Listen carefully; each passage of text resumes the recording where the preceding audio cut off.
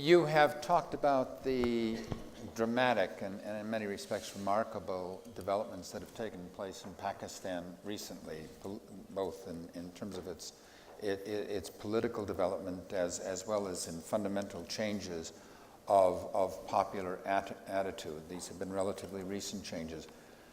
Switching from looking back over the past 14 months to looking ahead over the next number of years, what fundamental transformations do you think Pakistan has to make in order to become the kind of place that you would want to see for your children and grandchildren? Well, I would want Pakistan to complete 3 transformations as soon as possible. One is a transformation from an authoritarian to a democratic system, stable and consistent, not democracy for 4 years and an authoritarian intervention after that for another 8, but a consistent democracy that is self-sustaining and that strengthens itself and self-corrects as well. Our judiciary corrects the illegality of politicians rather than a military coup. The mistakes of Democrats being resolved, small d Democrats here, being resolved by other Democrats, small d Democrats again. That's the first transformation. The second transformation I would like to see in Pakistan is the transformation from an entire culture of reverence from militancy and militarism, of focus on grievance and a sense of historic injustice, to a culture of entrepreneurship. Let me explain this somewhat. Most people, and this is not exclusive to Pakistan, it's a problem throughout the Muslim world. Most of the Muslim world was colonized, either by the Brits or the French, some parts by the Dutch, some parts by the Soviets in Central Asia. And there's a cultural thing in the Muslim world. People turn around and say, we've become weak and poor because we were colonized. People don't actually turn around and think that they became colonized because they had become weak and poor.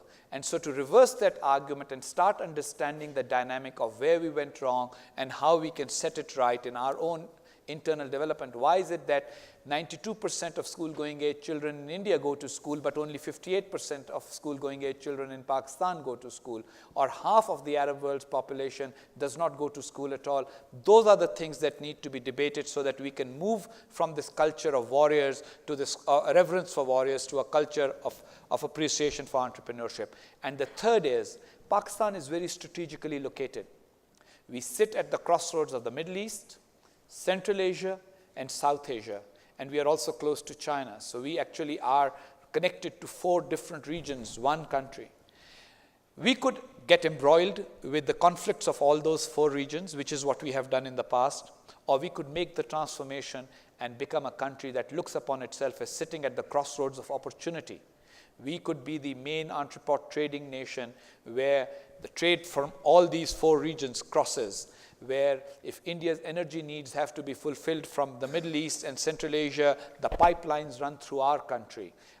If India's ports get clogged, they can use Pakistani ports, and our railroads actually transport things there. Same for Iran, same for Central Asia. Instead of just the grievances and conflicts dictating our future, the opportunities being the thing that we wish to cultivate. And the key to all of it is reorienting both our leaders and our future generation. I don't want my children's children to grow up as privileged just because they got to school. I want everybody to be able to have access to schooling in my country. Every child between the age of 5 and 15 should have basic schooling. And if that schooling is contemporaneous, it's not schooling of hate, but schooling in the ideas of benefiting from modernity, then we will see that the ideologues and hardliners of Al-Qaeda who come with the message of hate, who tell people that your problems are because of Jews and Crusaders rather than because of lack of education or lack of innovation, they will lose out, because then we will become a nation of innovators, of producers of goods and services that the whole world wants. And I think that is the future that we need to embrace and hopefully will do in the years to come.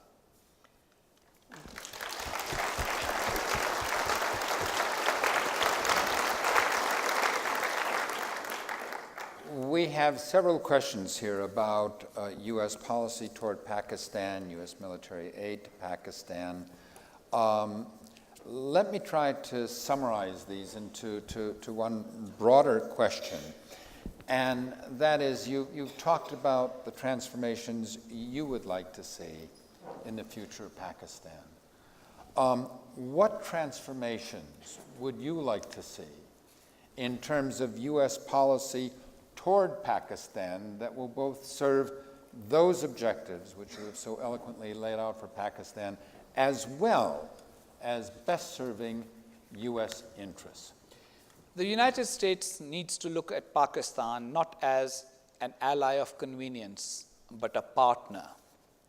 And a partnership essentially, now I understand, I mean, I'm a student and a teacher of international relations, and it's said, Lord Palmerston said it, that in international relations there are no permanent enemies and no permanent friends. So there's no illusions here. It's not, we're not asking for permanent friendship or anything, but a consistent pattern in which the United States understands that the stability of Pakistan, and by extension the stability of Afghanistan, is the key to the elimination of terrorism from that region, and therefore it's in the US interest. So work on all the dimensions. Look, terrorism needs to be fought in the military dimension. There are some people you have to fight. Then there is a political dimension. There are some people who provide the kind of a broad political support for that. Third, there's a socioeconomic dimension. People with no hope. If your children have no schooling, the young members of your family have no jobs, and the grown-ups have no health care, the chances of somebody from your family becoming a suicide bomber will be far greater than when everybody in your family actually has a future to look to. And so, right now, for example, Senator John Kerry of Massachusetts and Senator Richard Lugar of Indiana have come up with what is known as the Kerry-Lugar Initiative. It's been passed by both houses of Congress, but it now has to be go into conference. And the idea is to give Pakistan $1.5 billion a year for 5 years, focused exclusively on ending illiteracy in Pakistan, providing education, providing healthcare, and providing the infrastructure that will then enable Pakistan to get a momentum. Several countries have done that. I mean, our East Asian partners, none of them are aid recipients in any significant way anymore, because the US was smart in helping sort of, shall we say, jumpstart the places rather than just get bogged down there. And so that's what we are looking for, a partnership. I think the United States can do it. It requires a little bit of patience, a little bit of understanding of history, and a willingness to commit resources, not in dribs and drabs, but significantly, sufficiently in one go, so that we overcome the problems and move towards a new future. And by the way, the same applies to Afghanistan. Look, people sometimes don't have a sense of proportion sometimes because they don't know the numbers. I mean, Afghanistan, the GDP of Afghanistan is $4.5 billion. I mean, I'm sure there are people in this room who could put that together. And that would just double that country's economy, the size of its economy. Now you have narcotics growing in that country, opium poppy, and the opium trade is about $3 billion worth. You can imagine the problem. If the illegal economy that's driven by opium and that's feeding the Taliban is almost as much as the legal and lawful economy, then you're setting yourself up for failure anyway. So I'm glad that the Obama administration is now focusing on the narcotics dimension of the problem as well. They are talking about increasing the footprint in Afghanistan to make it successful, but only in a way in which, again, very clear, fight the right battle, and out. You don't need to be there forever because the people there don't want you forever, and you shouldn't be. You need to have partnerships and friendships. Enable us to, give us the fishing rod so we can fish for ourselves on a regular basis. We don't want a fish from you every morning for our evening meal. We are engaged, as you know, in an ongoing strategic debate in this country, as I mentioned at the outset, about the future course of our strategy in Afghanistan.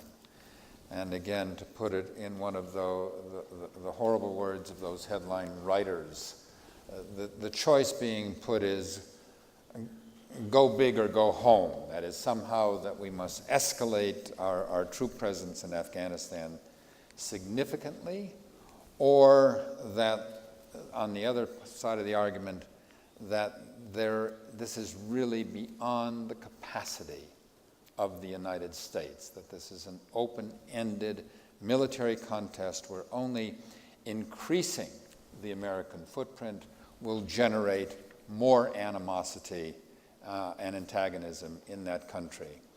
Let me ask you to put yourself in the role for a moment of a candid advisor, a blunt advisor to America in looking at the decision, to follow on your earlier remarks, and that is, how should the American people think about this commitment in Afghanistan?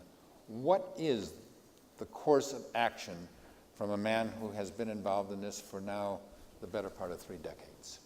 So when I started teaching at Boston University, after talking to a lot of young people and young students, I figured something out, and then I started whenever I used to teach a new course, my first class always used to be about how to look at the world. And I used to say that the United States, because it's a problem-solving nation, looks upon the world as a problem to solve. But parts of the world are actually not a problem for you to fix, but a situation for you to understand and deal with.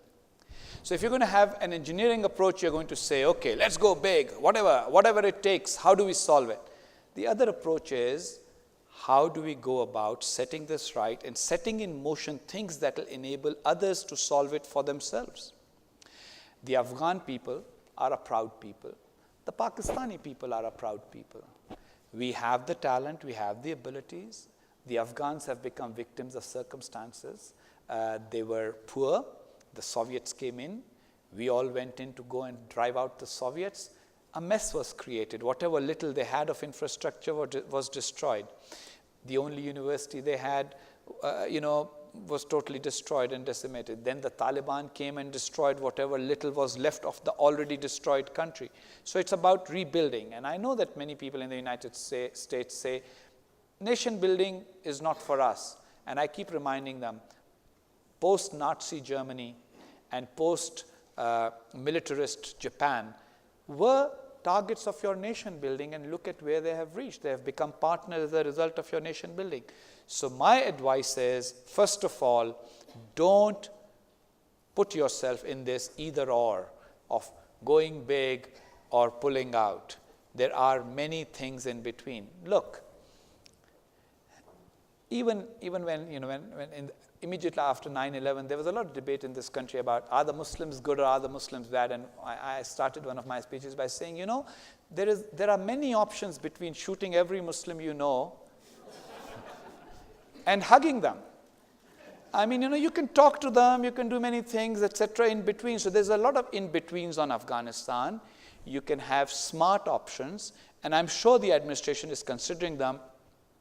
But the problem is that a lot of domestic political issues right now have they're all there at the same time, your economy, your healthcare debate, etc., etc. And in the middle of that, the number of people so everything has to be reduced to a very simple sort of either or, and in that it's being framed wrongly.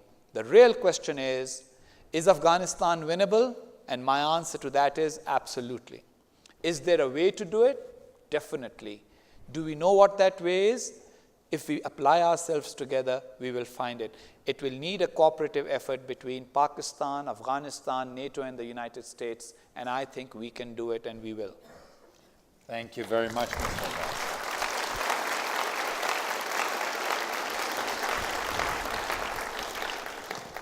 I want to thank you very, very much for your remarks. Not only have you demonstrated your skills as a diplomat, but even more important to Americans, you have paid us the courtesy of speaking to us bluntly and directly, which we do appreciate.